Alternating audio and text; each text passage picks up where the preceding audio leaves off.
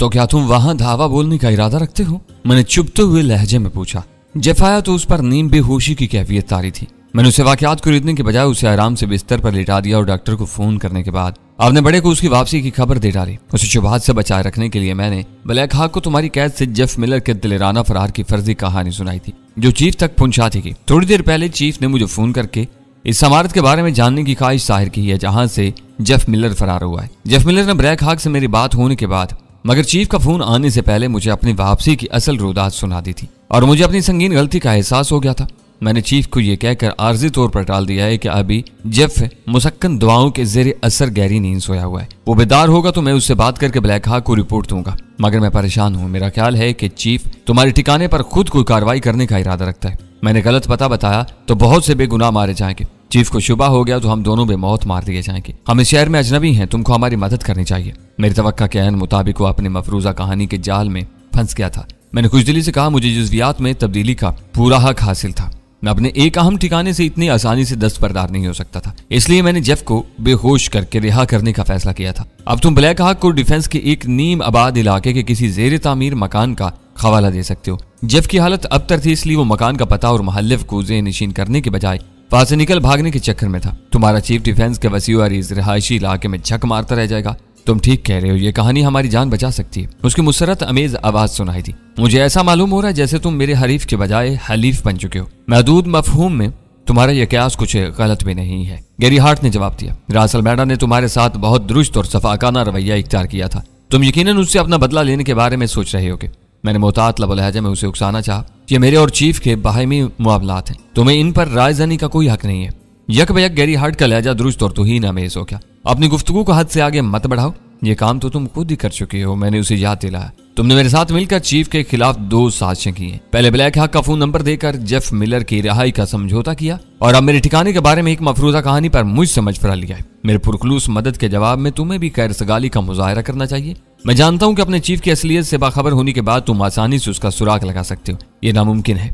Gary heart का लहजा दो टोक था, तो मुझे अपने इशारों पर नहीं नचा सकते। अगर ब्लैक हॉक को फोन करके यह बताया जाए कि तुम इसका फोन नंबर इसके दुश्मनों में बांटते फिर रहे हो तो कैसी रहेगी? मैंने एक एक लफ्ज पर जोर देकर कार्डदार लहजा में कहा। ओह, रिसीवर पर गैरी हार्ट की गुर्राहट सुनाई थी।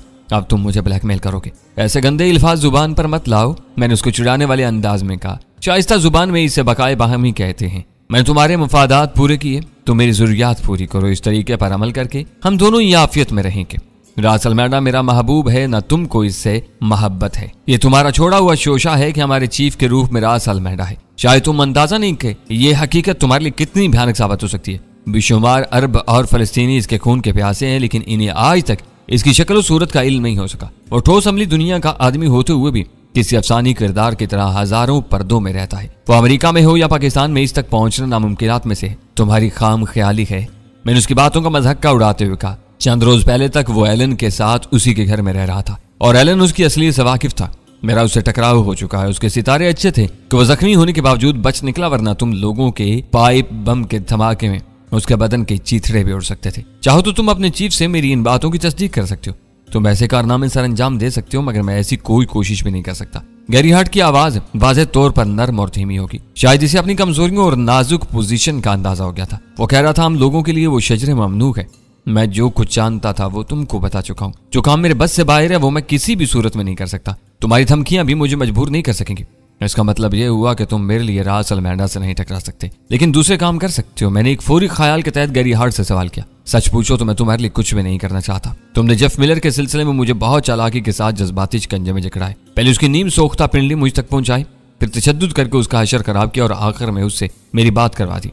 इसकी आवाज सुनते ही मेरी अकल पर पर्दा पड़ गया और मैं तुम्हारे जाल में फंस गया। इस मर्तबा फिर उसकी आवाज तल्ख होती जा रही थी। इन जज्बाती लम्हात में मैं ये भूल बैठा था कि तुम पक्के कातिल और ब्लैकमेलर हो। मेरे लिए इस बात से कोई फर्क नहीं पड़ता कि तुम मेरे बारे में क्या सोचती हो। मैंने उसकी बात काट कर सख्ती से कहा। तुम दोनों मेरी नजरों में हो। मैं जब चाहूं तुम्हें पकड़ सकता हूं। तुम्हें चारा बनाकर खुले मैदान में डाला गया था ताकि मैं तुम्हारे पीछे लगा रहूं और रासल मैडा को आजादी से अपना काम करने का मौका मिल जाए। शायद तुम्हें मालूम होगा कि वो बजाते खुद के नामी किसी मंसूबे में दिलचस्पी ले रहा है। दूसरी तरफ लम्हा भर के लिए खामोशी छा गई। मेरा दिल कनपट्टियों में धड़कने लगा। मैंने बहुत सोच समझ कर गैरी हार्ट से वो नाजुक सवाल किया था और मेरे अगले कदम का इन्हिसार गैरी हार्ट के जवाब पर था। मेरे लिए नाम अजनबी है। आखिरकार सपाट लहजे में उसका हौसला शिकन जवाब सुनाई दिया। इसके इनकार पर मैं अंदर ही अंदर तिल मिला कर रह गया। मुझे मालूम था कि वो इस बारे में सफेद झूठ बोल रहा था। इसका हासिल की अपरेटस वापस मिल जाने के बाद रास अल्मेडा ने ब्लैक हक से K9 के बारे में खुलकर बात की थी, जो मैंने अपने कानों से सुनी थी। ये मुमकिन ही नहीं था कि गैरी हार्ट ने वो गुफ्तगू ना सुनी हो, मगर मेरी मजबूरी ये थी कि मैं अपरेटर्स पर सुनी हुई किसी बात का हवाला नहीं दे सकता था। गैरी, तुम मुझे फरेब नहीं दे सकते, मैंने तलखी से कहा। मैं बहुत अच्छी तरह जानता हूँ कि तुम किन बातों से बाखबर हो और कौन सी बातें तुम्हारे इल्म में नहीं है। तुम मुझे ब्लैकमेलर और कातिल करार दे चुके हो, मगर मैं तुमसे मुसालियाना अंदाज में बात कर रहा हूँ। तुम मजबूर करोगे तो फिर मुझे ब्लैकमेलर ही बनना पड़ेगा। ये अल्फाज का हेर फेर है, तुम्हारी मसालियत मेरी समझ से बाहर है। तुम मेरी मर्जी के खिलाफ मुझ पर दबाव डालकर जो कुछ उगलवाना चाह रहे हो वो तुम्हारे मफाद में तो हो सकता है, मगर मेरे मफाद में हरगिज नहीं होगा, और यही ब्लैकमेलिंग होती है।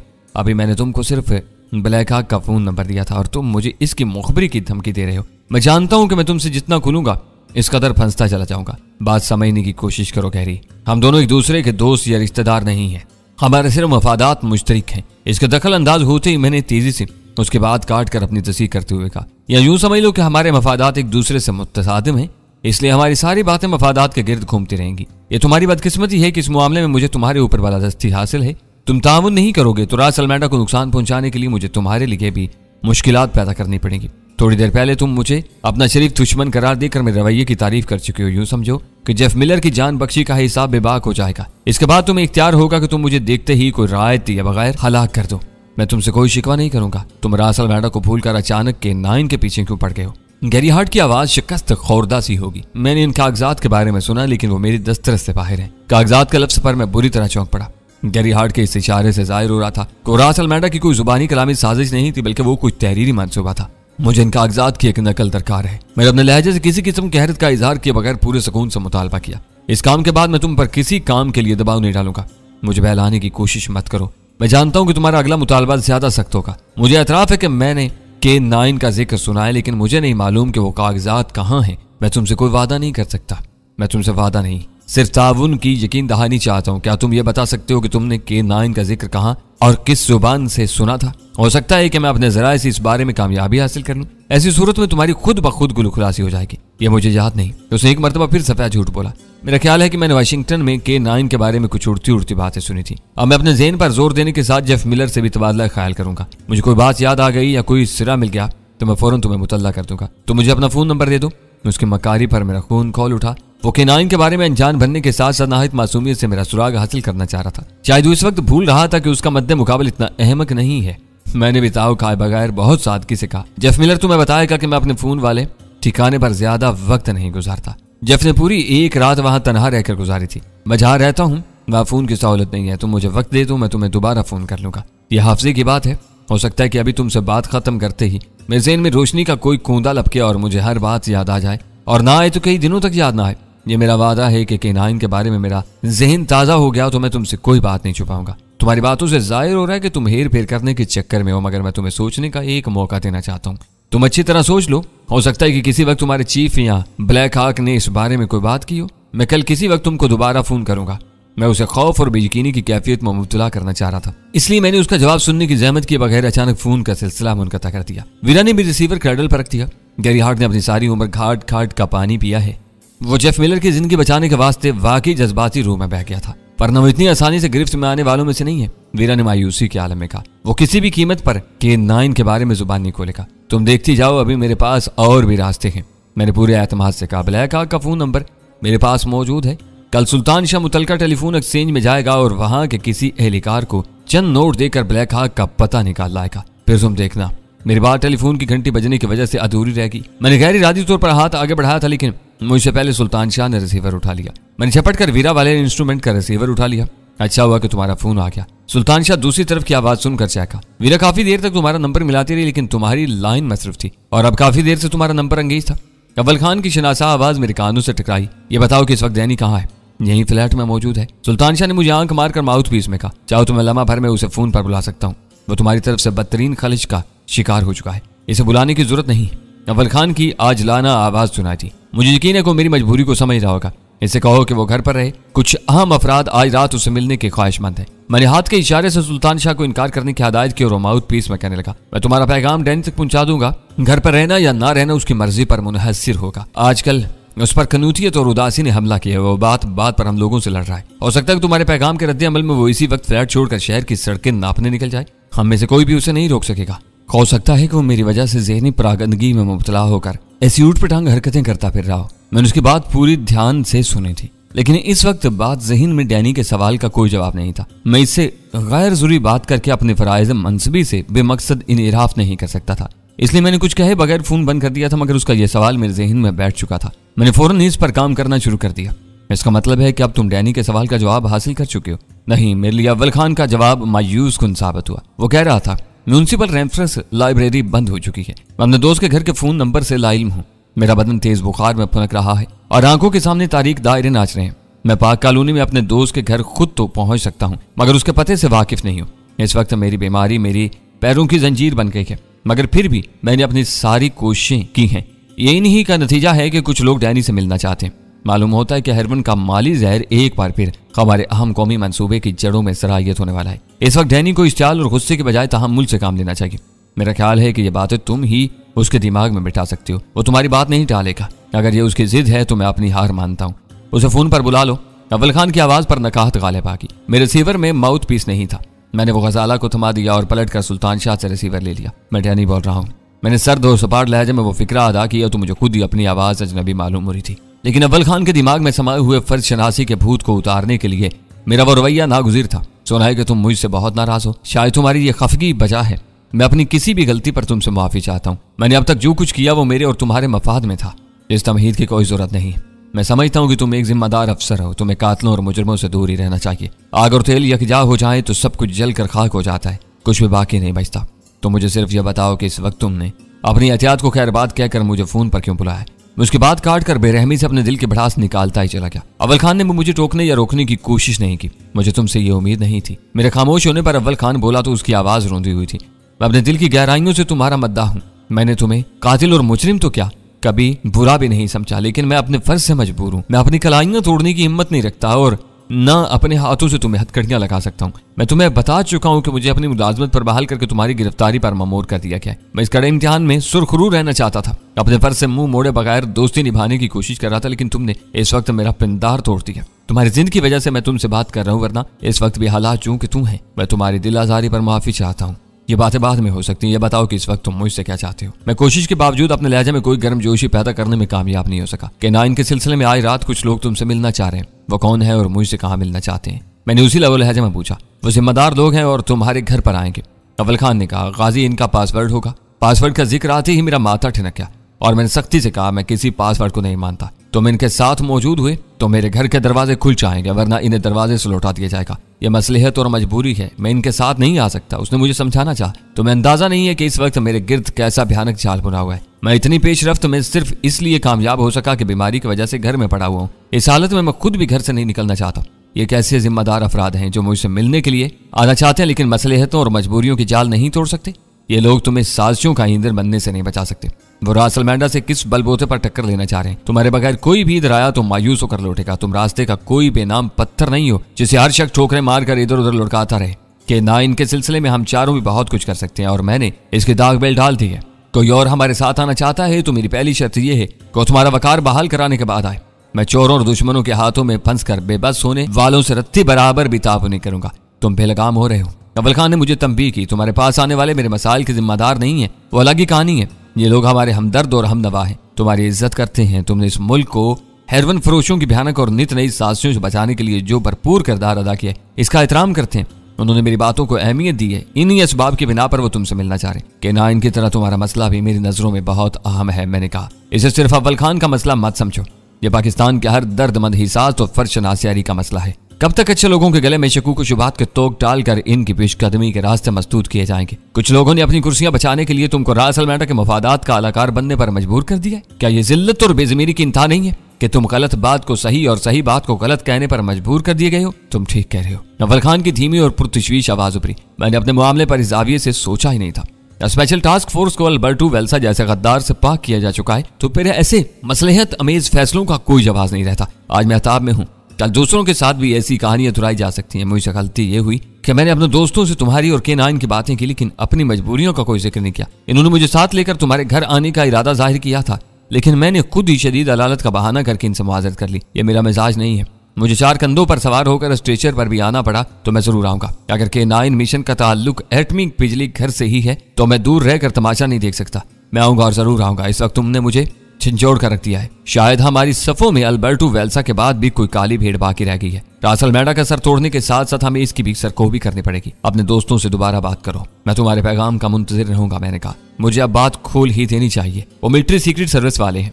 मुझे यकीन है कि अंदर की टेढ़ी कहानियों से बाखबर होते ही वो हर खराबी को सख्ती से कुचल देंगे। गजाला से कह देना कि मैं तुम लोगों की तरफ आया तो उसके हाथ की बनी हुई चाय जरूर पीऊंगा। वो चाय बहुत अच्छी बनाती है, फिक्र मत करो, यहाँ तुम्हें चाय के साथ बहुत कुछ तैयार मिलेगा। और हाँ, अब तुम्हारी खोपड़ी पर जमी हुई बर्फ पिघलनी शुरू हो गई है तो एक काम और कर दो, वरना मुझे कल सुबह तक इंतजार का आजाब सहना पड़ेगा। इस वक्त तुमने अपनी जहर में बुझी हुई बातों से मुझे बहुत हौसला दिया है। जो कहोगे वो कर गुजरूंगा। ये एक फोन नंबर है। मैंने ब्लैक हाक का फोन नंबर बताने के बाद कहा मुझे पता दरकार है, ये काम जल्द अज जल्द हो जाना चाहिए। फिक्रमंद होने की जरूरत नहीं, कहीं ये उस यहूदी दहशतगर्द का नंबर तो नहीं है? वो भी जल्दी गिरफ्त में आ जाएगा, ये नंबर उसका नहीं है। मैंने गोल मोल जवाब दिया। बाज़-औक़ात आप कमाल कर देते हैं। फोन का सिलसिला मुनक़ता होने पर गजाला वालियाना खुशी से बोली, आपने जिस तीखे और खुश्क अंदाज में गुफ्तगू का आगाज किया था, इससे यह जाहिर हो रहा था कि आज आप अव्वल खान से हमेशा के लिए कथा ताल्लुक करने का तकलीफ दे फैसला कर चुके हैं। लेकिन इन मुज़ाकरात का आखिरी नतीजा हैरान कुन साबित हुआ। मुझे खुद भी उम्मीद नहीं थी कि STF के सख्त डिसिप्लिन में जकड़ा हुआ ज़हन इतनी आसानी से आज़ाद रवि पर आमादा हो जाएगा। मैंने हंसते हुए कहा, आने वाली रात STF में बहुत सी तब्दीलियां लाने की साबित होगी। ये सब हो रहा है और फिर भी तुम मुझे खिसने की कोशिश करते हो। क्या स्पेशल टास्क फोर्स कोई सरकारी तंजीम नहीं है? वीरा ने तीसरे इंस्ट्रूमेंट पर मेरे और अव्वल खान का मुज़ाकरात सुने थे, इसलिए उसका बड़ा मुनाफित्री था। अगर वो सरकारी इदारा नहीं है तो मिलिट्री सीक्रेट सर्विस वाले क्या कर सकेंगे? आइन और कानून के सहारे परवान चढ़ने वाले रियासती इदारों की ताकत लर्ज़ाखेज़ होती है। ये आईनी हाथ जिस पर भी पड़ जाए उसके सारे कसबल निकाल देते हैं। रियासती इदारे STF के वजूद से बेखबर नहीं है। अब वो चश्मपोशी करने के बजाय बिगड़े हुए मामलात की गिरफ्त करेंगे तो खासी दिलचस्प कहानियां सामने आएंगी। अब मैं वीरा को यह नहीं बता सकता था कि जो लोग मुझसे मिलने आ रहे थे मैं भी उनका ही हिस्सा था, लेकिन चश्मपोशी करने पर मजबूर था। पर मुश्किल 20 मिनट बाद अव्वल खान का दूसरा फोन आ गया। मुझे फोन नंबर के इब्तदाई हिंसों से अंदाजा हो गया था कि ब्लैक हाक डिफेंस के इलाके में रह रहा था। अव्वल खान ने मेरे इस अंदाजे की तौसीक कर दी। उसने ब्लैक हाक के घर का पता लिखवाने के बाद ये खुशखबरी भी सुनाई कि उसने मिलिट्री सीक्रेट सर्विस वालों से बात कर ली थी। उन्होंने इस्लामाबाद में गैरी हार्ट की सरगर्मियों और बाज नारवा फैसलों के खिलाफ फौरी छानबीन शुरू कराने का वादा करते हुए अव्वल खान को अपने साथ मेरे पास लाने का फैसला कर लिया था। इस टीम के सरबराह को इस्लामाबाद से कराची पहुंचना था, इसलिए मुजर्जा मुलाकात का वक्त 8 बजे शब रखा गया था। कराची में हमेशा गैर मुल्कियों की भारी तादाद रहती रही है। अव्वल खान की दूसरी कॉल के बारे में तबादला ख्याल खत्म होने के बाद वीरा ने कुरेदने वाले अंदाज में कहा, BECHS और इससे मुल्हिका इलाकों के साथ साथ बाथ आइलैंड वगैरह इनके पसंदीदा रहायशी इलाके हुआ करते थे। लेकिन अब जो भी बाहर से आता है सीधा डिफेंस का रुख करता है। मालूम होता है कि डिफेंस रफ्ता रफ्ता गैर मुल्कियों का मखसूस और मरगूब इलाका बन जाएगा। इस रुझान का क्या सबब हो सकता है? वहां जदीद तरीन सहूलतों से आरास्ता खूबसूरत आरामदेह और बड़े मकानात की तामीर का सिलसिला जारी है। मैंने कहा, यहाँ डॉलरों के हिसाब से किराए बहुत कम है। लोग एक दूसरे के मामूलात में दखल अंदाज हुए बगैर अपनी अपनी दुनियाओं में मगन रहने के आदी है। इलाका साफ सुथरा और मकीन खुशहाल है। यही असबाब हैं जो गैर मुल्कियों के लिए पुरकशिश और अहम साबित होते हैं। तो फिर अब ब्लैक हाक के बारे में क्या इरादा है? वो यहाँ से ज्यादा दूर नहीं है, वीरा ने पूछा। इस वक्त 5 बजने वाले हैं। मैंने अपनी रिस्ट वॉच पर निगाह डालते हुए कहा, हमारे पास 3 घंटे हैं। इस वक्त में ब्लैक हाक के ठिकाने का एक चक्कर लगा लिया जा सकता है, लेकिन वहां कोई और खेल शुरू हो गया तो हम मुकर्रर वक्त पर यहाँ वापस नहीं लौट सकेंगे। ये काम बाद में भी ठीक रहेगा। मैंने वीरा को तो जवाब देकर खामोशी इख्तियार कर ली, लेकिन मेरा ज़हन ब्लैक हाक में उलझा रहा। गैरी हार्ट अगर के 9 से बेखबर नहीं था तो बहुत ज्यादा बखबर भी नहीं था। मैं रास अल्मेडा की जुबानी सुन चुका था कि इसे K9 से अलग ही रखा जा रहा था। ऐसी सूरत में सिर्फ 4 अफराद बाकी रह जाते थे जिन पर हाथ डाल के K9 के मिशन के बारे में अहम मालूमात हासिल की जा सकती थी। इनमें से रास अल्मेडा, ग्रे हाक और व्हाइट हाक के ठिकाने नामालूम थे। सिर्फ ब्लैक हाक मेरे सामने था। मैं फ्लैट की बंद और महदूद फिजा से उकताकर अपने कमरे का दरवाजा खोलकर कुशादा और हवादार बालकोनी में जा बैठा, जहां नादरा ने मकीनों की हवाखोरी के लिए 2 आरामदेह कुर्सियों के साथ एक छोटी सी मेज का बंदोबस्त भी किया हुआ था। आप कुछ फिक्रमंद नजर आ रहे हैं। चंद सानियों बाद गजाला ने वहां पहुंचकर मानी खेज लहजा में कहा, हम जिन हालात से गुजर रहे हैं इनमें फिक्रमंद ना होना हैरान कुन होगा। मैं सोच रहा हूं कि वक्त बर्बाद करने के बजाय ब्लैक हाक के मकान का एक चक्कर लगा ही लिया जाए। वहां कोई बात बन गई तो 8 बजे की मीटिंग नतीजा खेज साबित हो सकेगी, वरना मामला बैठने उठने और खाने पीने और गुफ्तगू करने तक ही रहेगा, इससे आगे नहीं बढ़ सकेगा। तो क्या वो लोग बिला वजह ही जहां तक दौड़ लगा रहे हैं? गजाला ने हैर से पूछा, हमें बहुत कुछ मालूम है। वो लोग अंधेरे में हैं। यहाँ आकर वो हमारी कहानी सुनेंगे और मुमकिन सवालात वगैरह करने के बाद अपना एक खाका मुरत्तिब करेंगे। लेकिन मेरा अकलौता सवाल अभी तक जवाब से महरूम है। हमें यह मालूम नहीं हो सका कि कैनोब का अहम मंसूबा K9 में शामिल है या नहीं। मेरी दानिश में अब ये एक रस्मी से सवाल रह गया है। मीलों लंबे इस साहिल पर एटमी बिजली घर के सिवा कोई और अहम मंसूबा मौजूद नहीं है। रास अल्मेडा और उसके आदमियों को वीरान रेतले साहिल से क्या दिलचस्पी हो सकती है? तखलिये में क्या हो रहा है? इसलिए मैं सुल्तान शाह ने अंदर से हाँक लगाई। इजाजत हो तो मैं भी अंदर आ जाऊं? आ जाओ, मैंने दरवाजे की तरफ मुंह करके जवाब दिया। यहाँ नाबालगों से कोई पर्दा नहीं है। वो बुरे बुरे मुंह बनाता हुआ हमारी ख्वाबगाह से गुजर कर बरामदे में आ गया। खजाना ने उसके लिए अपनी कुर्सी खाली कर दी। सुल्तान शाह इसके शाने पर हाथ रखकर मखमूम लहजे में बोला, तुम बैठ जाओ। ये नादरा का फ्लैट है जिसने यहाँ का हिसाब किताब अपनी सोच के मुताबिक रखा हुआ है। इन दो में से एक कुर्सी मर्दाना है और दूसरी जनाना। दोनों पर एक ही जिन्स के अफराद विराजमान हो गए तो गड़बड़ हो सकती है। जब से तुमने नादरा को स्टेशन पहुंचाया वो मुसलसल तुम्हारे ज़हन से चिपकी हुई है। मैंने कहा, ये ना भूलो कि हम उसी के किराएदार हैं। वो हमारे साथ नर्म दिली का मुजाहरा न करती तो इस वक्त हम पूरे शहर में दर दर की खाक छानते फिर रहे होते। तुम लोगों ने आखिर में उसके साथ जो संगदिलाना सलूक किया था मैं उसे मुश्किल ही से भूल सकूंगा। वैसी ज्यादती की मुस्तहिक नहीं थी।